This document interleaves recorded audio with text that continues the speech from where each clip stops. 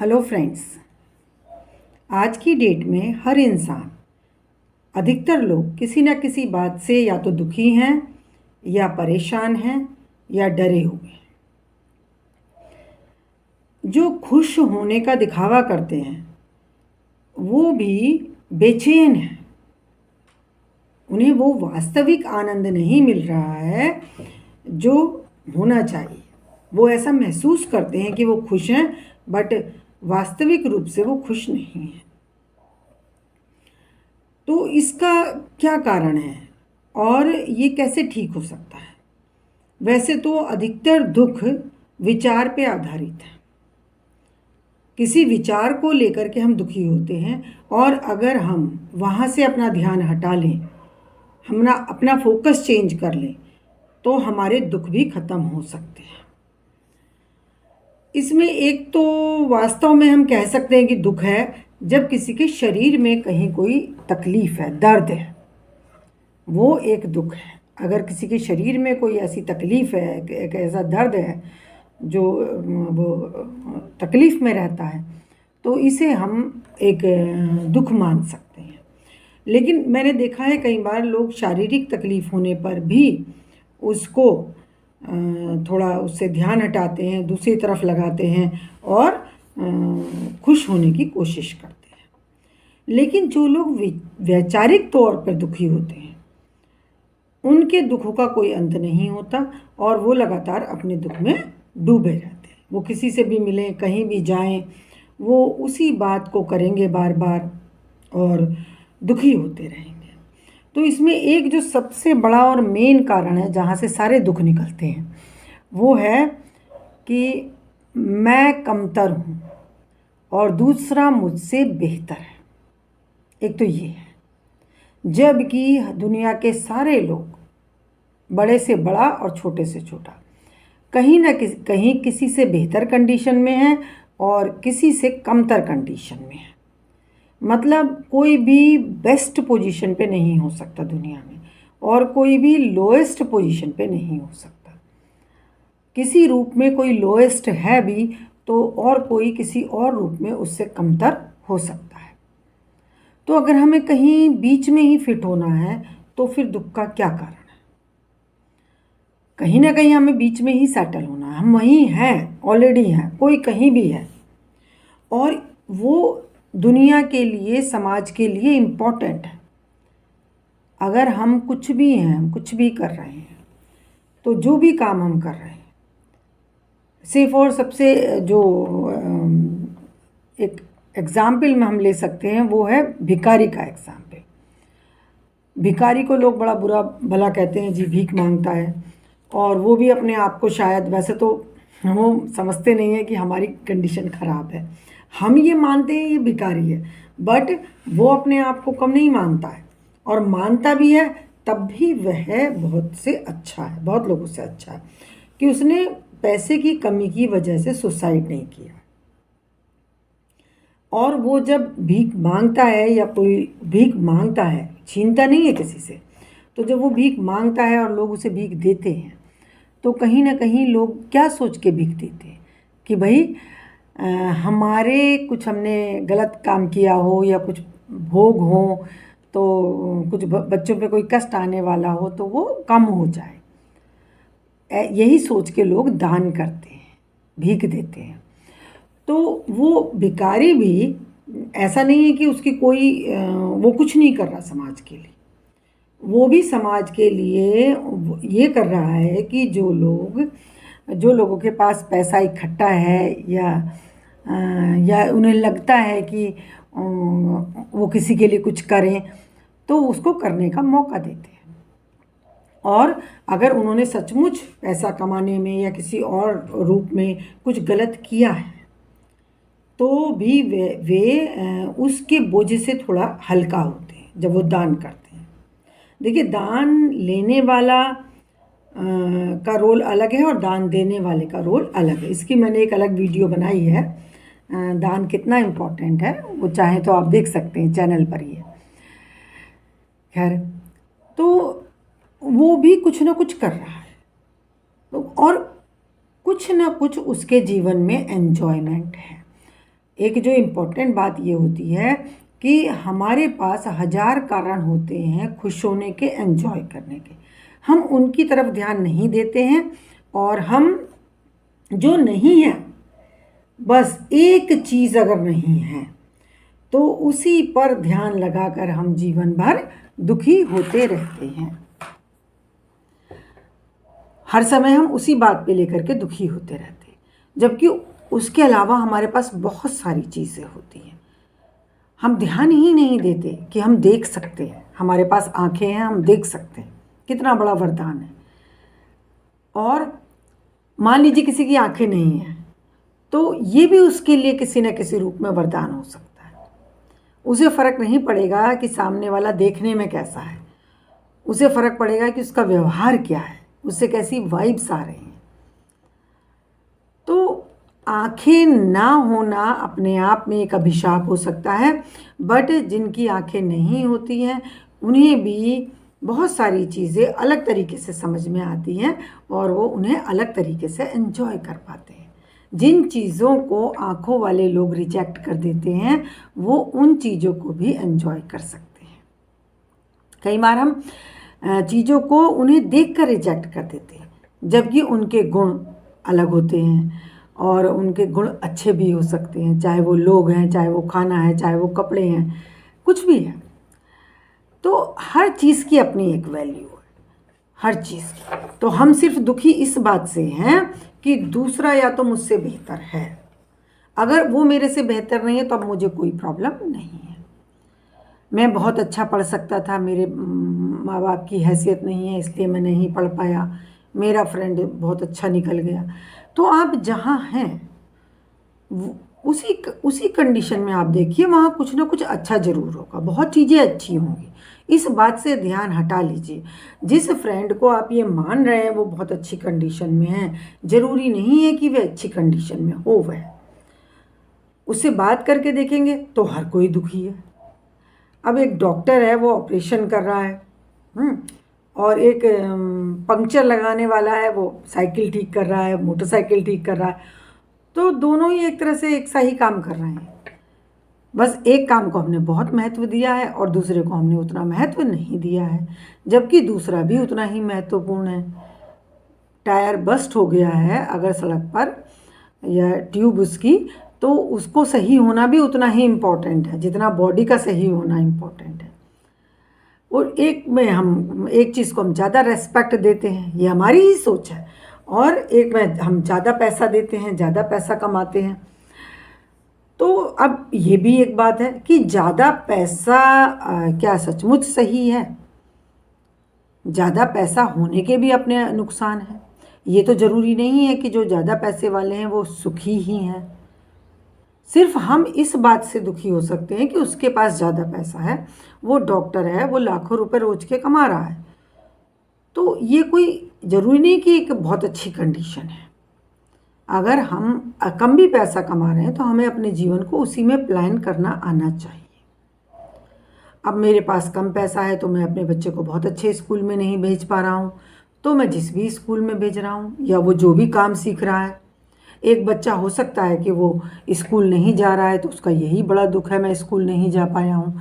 लेकिन आपको क्या पता कि जो बच्चा स्कूल जा रहा है वो सुखी है या आप सुखी हो? आपको क्या पता कि आगे चल के जीवन में वो सक्सेसफुल होने वाला है या आप सक्सेसफुल होने वाले हैं? सक्सेसफुल होके भी वो सुखी होगा कि नहीं होगा, या फेल होकर भी, असफल होकर भी आप दुखी ही होंगे, इस बात की कोई गारंटी नहीं। तो हम हर परिस्थिति में हम सुखी हो सकते हैं, सिर्फ हमें अपना फोकस चेंज करने की ज़रूरत है। हमारी नज़र इसी बात पे लगी रहती है कि दूसरा मुझसे बेहतर क्यों है।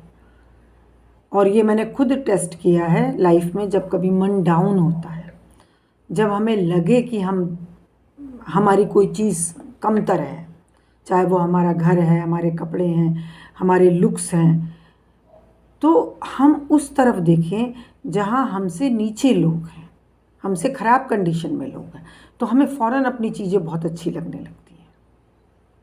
और अगर हम कहीं बहुत अच्छा देख कर आए हैं तो हमें अपनी चीज़ें कमतर लगने लगती हैं। तो एक तो कम तरीके एहसास से निकलने का सबसे अच्छा तरीका है कि आप नीचे वाले को देखें, तब आपको एहसास होगा कि मैं तो बहुत अच्छी कंडीशन में हूँ।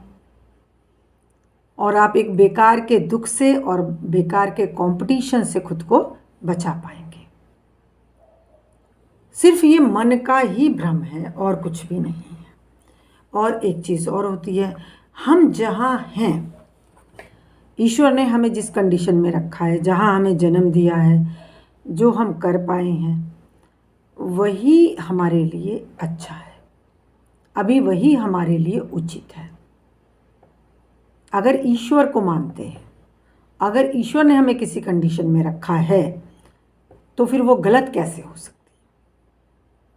सिर्फ हमें चीज़ें दूर से सुहावनी दिखाई दे रही होती है, बहुत ज़्यादा अंतर चीज़ों में होता नहीं है। तो अगर जीवन में जो सुख है उस पर ध्यान दें।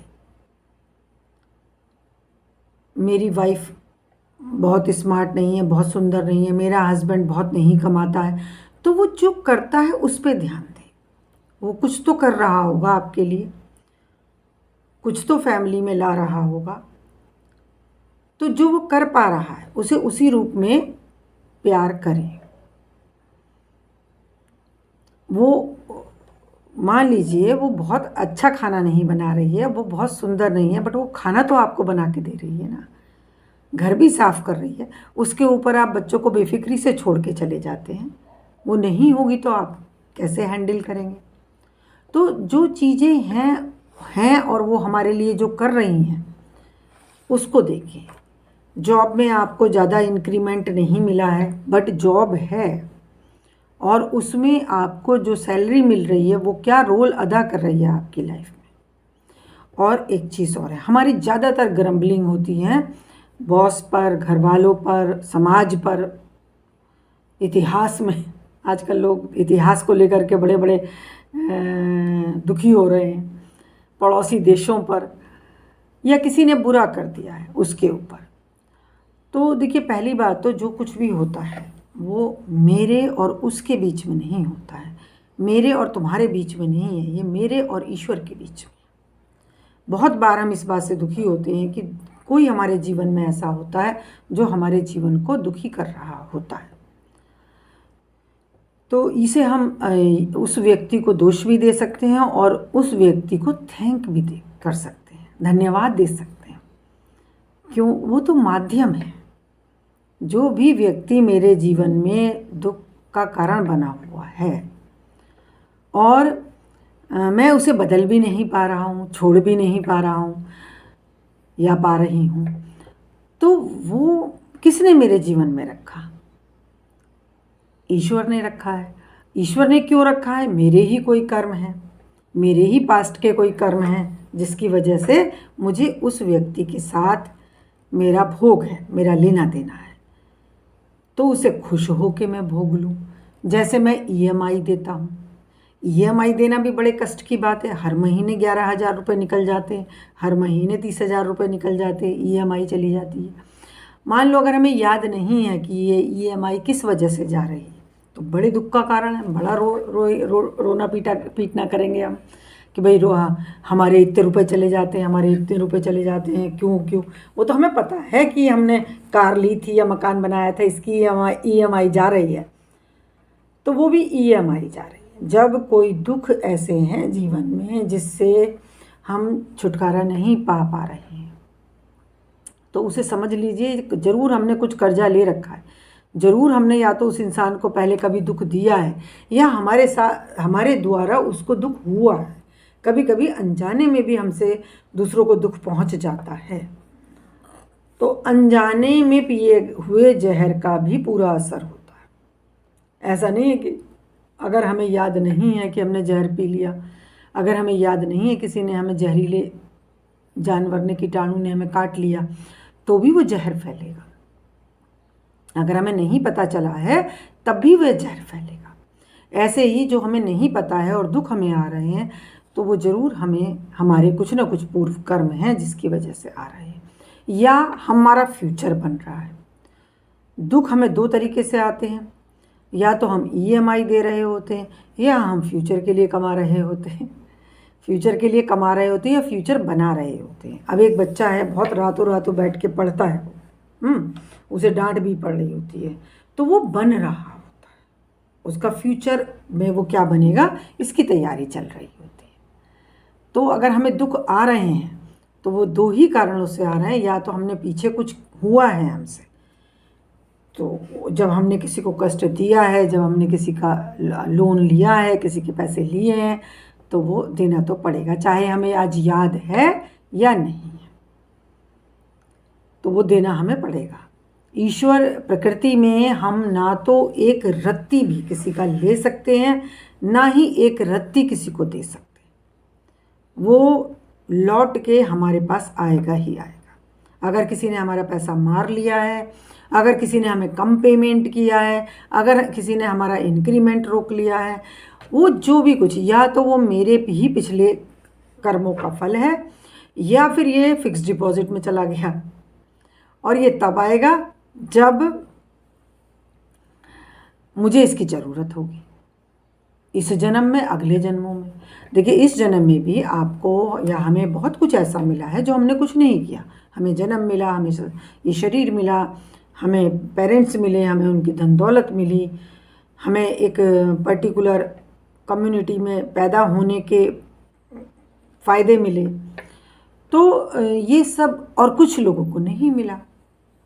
तो उन लोगों को क्यों नहीं मिला? कुछ लोग ऐसी कम्युनिटीज़ में पैदा हो जाते हैं जहाँ उनको काफ़ी दुख उठाने पड़ते हैं।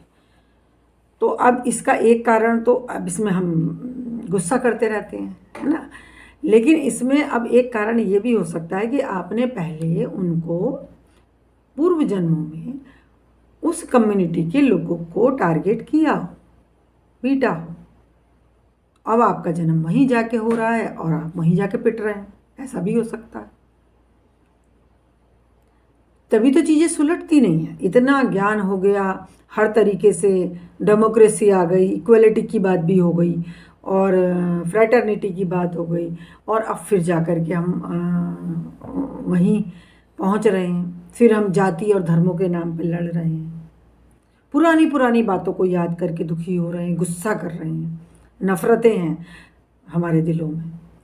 तो ये भी हमारे दुख का एक कारण है। ये भी हमें प्रकृति से आ सकता है, क्योंकि कभी हमने किसी को इस दुख में रखा है। अगर हम बेमतलब की डर में और नफ़रत में जी रहे हैं, तो ज़रूर हमने कभी किसी को ऐसे रखा है, तो वो अब हमारे ऊपर आ रहा है।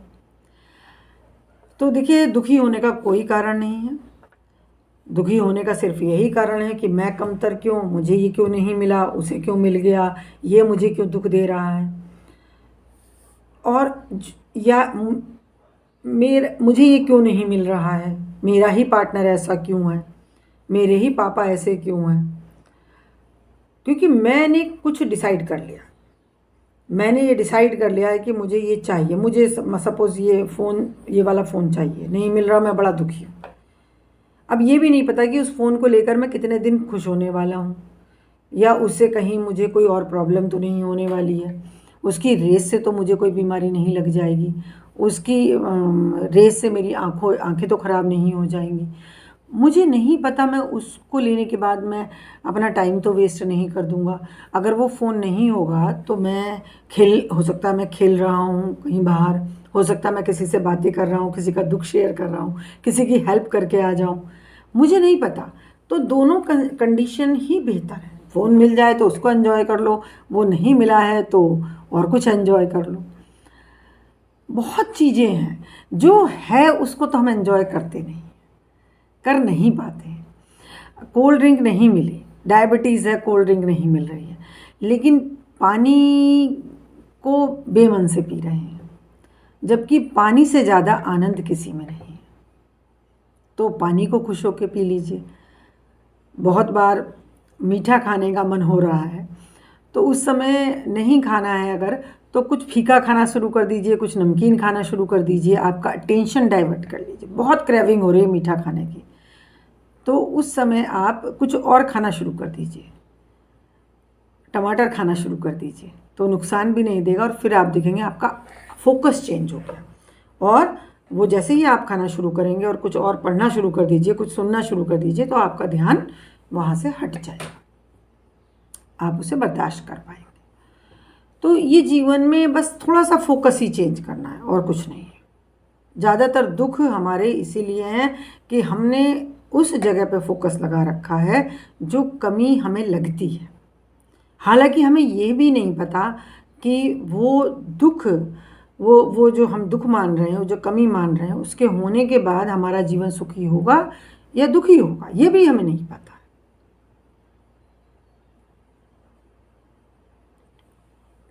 एक व्यक्ति थे, वो उनकी 2 बेटियां हैं, वो व्यक्ति भी हैं, सॉरी। तो वो बड़ा परेशान होते थे कि मेरी छोटी बेटी तो अच्छी है, सुंदर है, लंबी है, और ये जो है ये बड़ी वाली ये थोड़ी सांवली भी है, वैसे तो बहुत होशियार थी, काम में भी मेहनती भी थी है, और ये छोटी भी है, तो पता नहीं इसकी शादी कैसे होगी, क्या होगा। मेरे से बात हुई, मैंने कहा देखिए छोटी लड़की के लिए तो कोई प्रॉब्लम ही नहीं है, क्योंकि लड़के मीडियम साइज़ के लड़के बहुत होते हैं। प्रॉब्लम है लंबी लड़कियों के लिए, क्योंकि लंबे लड़के भी बहुत होते हैं बट फिर भी कम होते हैं, कई बार नहीं मिल पाते हैं, हाइट कम रह जाती है। और छोटी लड़की की तो लंबे लड़के से भी शादी हो जाती है, कोई इशू नहीं है। और रही बात सुंदरता की, सुंदरता देख के कई बार जो लोग शादी करते हैं, हमने देखा है बहुत सुंदर लड़कियां बड़ा कष्ट भी उठाती हैं, क्योंकि उनकी शादी सुंदरता देख के हो जाती है, जबकि जो कम सुंदर होती हैं उनकी शादी उनके गुण देख कर होती है या किसी और वजह से होती है। तो वो धोखे से बच जाती हैं। वो जो सुंदरता को देख के शादी करके ले जाता है, बाद में जा कर के वो विचार मेल नहीं खाते या और कुछ उम्मीदें होती हैं वो पूरी नहीं होती हैं, तो वो बड़ा दुख उठाती है, ऐसा भी होता है। तो जिन बातों की वजह से हम दुखी हो रहे हैं, हाँ, तो वो बात मैं बता रही थी, मैंने उनको ऐसा बोला और वाकई में उनकी चिंता भी दूर हुई और फिर उस लड़की की शादी भी जल्दी हो गई। बोले मैम मैं तो बेकार ही परेशान हो रहा था। तो जिस बात के लिए हम दुखी हो रहे हैं वो कोई दुख का कारण है नहीं। आप जो कर पाए हैं, आपके पेरेंट्स आपको जो कर पाए हैं, ईश्वर आपको जो दे पाया है, आप वही डिजर्व करते हैं, और उसमें भी कोई दुख का कारण नहीं है। ज़रूरी नहीं है कि दूसरी कंडीशन में होने पर हम सुखी ही होने वाले हैं, और वैसे भी जो हमारा परमपिता हमें दे पाया उसमें हम खुश होंगे। जो शरीर उसने मुझे दिया है, जो रूप मुझे दिया है या नहीं दिया है, जो पैसा दिया है, हर कंडीशन में लोग दुनिया में रह रहे हैं।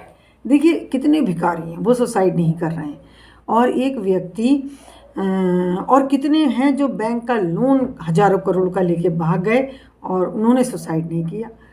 और एक बंदा कोई 50,000 के लिए सुसाइड कर लेता है, कोई 2 लाख के लिए सुसाइड कर लेता है, कोई ये सोच के सुसाइड कर लेता है कि मैं बच्चे की फ़ीस नहीं दे पा रहा। अरे नहीं दे पा रहा तो घर में बैठा हो, नहीं खाना मिल लिया तो किसी को बोलो, कोई ना कोई प्रोवाइड करेगा, कुछ ना कुछ होगा, नहीं तो एक टाइम भूखे रह लो। सुसाइड करने की क्या ज़रूरत है? और जो आप सोच लेंगे वैसा होता चला जाता है। अगर आपने सोच लिया कि सुसाइड ही समाधान है तो प्रकृति आपको उसी तरफ बढ़ा देगी, फिर वो समाधान नहीं देने वाली है। और अगर आपको समाधान चाहिए तो प्रकृति आपको समाधान देगी। तो किसी को दोष ना दें। अगर आपके जीवन में आप परिस्थितियाँ चेंज नहीं कर पा रहे और जिन्होंने आपको दुख दिए हैं या आपको दुख दे रहे हैं, तो ज़रूर आपसे भी उनको कहीं ना कहीं कोई दुख पहुँचे, या फिर आपके अंदर आपको तराशा जा रहा है। तराशा, देखिए जो इंसान दुख उठाया हुआ होता है उसका व्यवहार दूसरे लोगों के साथ बहुत अलग होता है, और जो कभी दुख नहीं उठाता है, जिसने कभी फेलियर नहीं देखी है, जो बड़े मौज में रहा है, उसका व्यवहार दूसरों के साथ बहुत अलग होता है। वो लोगों के दुख तकलीफ़ को उतना समझ नहीं पाता है। जो जिस राह से गुजरा होता है उसे पता होता है राह में कितनी तकलीफ़ें हैं, तो वो दूसरे इंसान की तकलीफ़ भी समझ सकता है। एक जो स्त्री है वो हमेशा घर में रही है, घर की देखभाल करी है, उसने घर में रही है। अब दूसरी हैं वो बाहर जॉब करती हैं, जॉब करके घर आई, तो हो सकता है इन्हें एहसास भी ना हो कि बाहर उन्हें क्या क्या तकलीफ़ होगी या वो कितना थकी हुई हो सकती हैं। वो आते ही उनको कोई काम बता सकती हैं, क्योंकि उन्हें ये लग सकता है कि तो बाहर से बड़ा मौज करके आ रही हैं, चलो अब तुम आ गई हो, अब ये कर लो और ये कर लो और ये कर लो। ये ऐसा मैंने देखा। अब एक और दूसरी स्त्री है जो उसी कंडीशन से आती है, तो उसे पता होगा कि अब ये थकी हुई होगी, भाई बैठ जाओ, लाओ मैं पानी दे दूँ। ऐसा नहीं है, जो घर में रहने वाली हैं वो भी पूछ सकती हैं, वो भी समझ सकती हैं, बट बहुत बार नहीं समझ पाते हैं दूसरे की तकलीफ़, दूसरे की थकावट, इन चीज़ों को हम नहीं समझ पाते। तो सिर्फ जीवन को समझने की ज़रूरत है और स्वीकार करने की ज़रूरत है। जो है, जहाँ है, जैसा है, पहले उसको स्वीकार करें, फिर देखिए कि उसमें क्या क्या अच्छा है, उसको खुशी, उसको एंजॉय करें। एक इंसान में तुम्हें कुछ कमियां भी दिख रही होती है, तो फिर भी उसमें कुछ अच्छा भी हो सकता है, उसको एंजॉय कर लो। और फिर अपने जीवन को अगर इम्प्रूव करना चाहते हैं तो उसके लिए पॉजिटिवली वर्क करो, और अगर हो जाए तो अच्छा, नहीं हो जाए तो जैसे ईश्वर की मर्जी। फेल हो गए तो क्या परेशानी, ठीक है, ईश्वर की यही मर्जी, हमने तो कोशिश की, नहीं होगा, अभी हमारे लिए ठीक नहीं होगा। अगर हमारा ईश्वर हमें कुछ नहीं दे रहा है तो वो मेरे लिए अभी ठीक नहीं है, जो ठीक है उसने दिया है। अब बेटा नहीं है, इसी बात से लोग अपने जीवन खराब कर लेते हैं। अब ये भी नहीं पता कि बेटा होगा तो वो सुख का कारण होगा या दुख का कारण होगा, अभी तो हमें ये भी नहीं पता। बच्चे नहीं हैं, बड़ा दुखी हैं, होते ही हैं, तो बहुत बड़ी बात कह दी मैंने। लेकिन ये भी तो नहीं पता कि बच्चे होंगे तो सुख का कारण बनेंगे कि दुख का कारण बनेंगे। तो अगर ईश्वर ने नहीं दिए हैं तो उससे अच्छे नहीं दिए हों, जो उसे नहीं दिया तो ठीक है, उसे ज़्यादा पता है ना, या हमें ज़्यादा पता है, उसे ज़्यादा पता है। तो कोई भी कारण जनरली ऐसा है नहीं कि हम दुखी हों। मौत से बहुत लोग दुखी होते हैं, डरते हैं, और नियर एंड डियर वंस की। तो देखिए, मौत तो निश्चित है, एक ही बार आनी है, सबको आनी है, जब आनी है तब आनी है। तो सबसे पहले तो मौत से डरना बंद करें, और मौत तो सारे दुखों का छुटकारा है। जीवन में दुखों की तो गारंटी है, सुखों का तो पता नहीं। सुख तो टिकते नहीं है ज़्यादा, दुख तो बिना मतलब के आ जाते हैं, बिना मतलब के याद करके, हिस्ट्री को याद कर करके कुड़कुड़ा के बड़ा उबलने लगते हैं लोग, मैंने देखा। जो हो चुका वो हो चुका, उसके लिए आज की जनरेशन को टारगेट करने से तो कुछ नहीं होने वाला। अब हमें अगर कोई आके इस बात का दंड दे कि हमारे दादा ने क्या किया था, दादा ने किसी का मर्डर करा था, वो आगे मेरा मर्डर कर दे, तो ठीक है, मैं कर ही क्या सकती हूँ, लेकिन वो मैं तो उसके लिए जिम्मेदार नहीं हूँ ना। तो अब इसी बात से लोग दुखी हो जाते हैं। जितना जितना वो मेरा मर्डर करते समय मुझे दुख नहीं देगा, मेरे तो दुख खत्म हो जाएंगे। जब वो मेरा मर्डर कर देगा तो मेरे तो दुख खत्म हो जाएंगे। अब मेरे दुख कहाँ जाएंगे, मुझे कुछ दुख भोगने थे, मैं भी आई थी अपने दुख भोगने, और उसने आगे मेरा मर्डर कर दिया, तो मेरे दुख कहाँ जाएंगे, उसी के पास जाएंगे। जब हम किसी का मर्डर कराते हैं तो उसके हिस्से के दुख भी शायद हमारे पास आ जाते हो, क्योंकि हमने प्रकृति के काम को बीच में रोक दिया। तो अब कहाँ जाएगा, हमारे पास ही आएगा। तो जो हम दूसरे का नुकसान करके आते हैं वो फिर हमारा ही नुकसान होता है लॉन्ग रन में, लेकिन हम इसे समझ नहीं पा रहे हैं। और जो ये इतिहास को या किसी भी पुरानी बातों को याद करके हम नफ़रत करते रहते हैं, उबलते रहते हैं, तो ये उसका दुख इतना नहीं जितना हमारा है। हम नरक की आग में जल रहे हैं। नफ़रत की आग में जलना मतलब नरक की आग में जलना होता है। सिर्फ विचारों पे ध्यान दीजिए, और विचार कैसे इम्प्रूव करेंगे, ईश्वर में ध्यान लगाएं, ईश्वर से ईश्वर को मांगे, वो आ रहा। आंख बंद करके बैठ जाएं थोड़ी देर, या जब बैठे हैं तब आंख बंद कर लें, और नहीं कर पा रहे हैं तो खुली आंखों से सोच लें। ऐसे भी कर सकते हैं, जब कई बार हम लोगों में फंस जाते हैं, कई बार वो अब बोले जा रहे हैं, अपनी कोई बात करे जा रहे हैं, हमें इंटरेस्ट भी नहीं आ रहा, हम वहाँ से हट भी नहीं सकते, तो खुली आंखों से उनकी तरफ देखते रहें और सोचें कि ईश्वर, ये एनर्जी मेरे अंदर आ रही है, और ठोसता जो जीवन का असर है, जिसकी वजह से मैं दुखी हूँ, जिसकी वजह से मैं ईर्ष्या कर रहा हूँ, जिसकी वजह से मैं नफ़रत कर रहा हूँ, वो बाहर जा रहा है, और ईश्वर ये एनर्जी मेरे अंदर आती जा रही है। वो बोलता रहेगा, आपका मेडिटेशन होता रहेगा, खुली आंखों से मेडिटेशन होगा। वो तो सोच पे आधारित है, आप सोचेंगे वो एनर्जी आपके अंदर आ रही है, वो ईश्वरीयता आपके अंदर आ रही है, वो खुदाई आपके अंदर आ रही है, वो आना शुरू हो जाएगी। बस इतना ही है। तो ये विचार ही हमारे दुख का कारण है, और विचार को ठिकाने से लगाने का एक ही तरीका है कि इसे ईश्वर में लगा दो। वो उसकी दुनिया है। देखिए, जब हम बदला लेना शुरू कर देते हैं तो हम ईश्वर के अस्तित्व को नकार देते हैं। मतलब वो कुछ नहीं कर रहा, हमें बदला लेना है, हजारों साल पुरानी बात का बदला हमें लेना है। तो ईश्वर ने कुछ नहीं किया होगा अभी तक, वो है ही नहीं, इसका मतलब फिर हम किसी धर्म में नहीं हैं। अगर हम हजारों साल पुरानी बात का या 200 साल पुरानी बात का या 2 महीने पहले की बात का भी अगर मैं बदला लेता हूँ या कल की बात का भी मैं बदला लेता हूँ, हो गया, मान लीजिए हो गई वो बात, तो या तो मैं उसे सुधार सकता हूँ तो सुधार लूँ, नहीं सुधार सकता हूँ तो उसका बदला लेने के लिए मैं एक तो अपने आप को बुरी कंडीशन में डालता हूँ, या तो मैं हत्यारा बन जाऊँगा या मैं गालीबाज बन जाऊँगा, कुछ तो मैं कर जाऊँ। तो मैं ऐसे में ईश्वर के अस्तित्व को नकार रहा होता हूँ। और मुझे अगर कोई लॉस हुआ है या कोई दुख आया है या किसी ने मुझे तकलीफ़ दी है, तो ये भी हो सकता है वो मेरे ही पूर्व जन्मों के कर्मों का फल है, या फिर वो मुझे कुछ बनाने के लिए आया है। ये भी तो नहीं पता जो पैसे का लॉस हुआ है वो अच्छा है या बुरा है। ये भी हो सकता है कि वो अच्छा है, पैसा होने पर भी हम अपने साथ बहुत बहुत बुरा कर लेते हैं।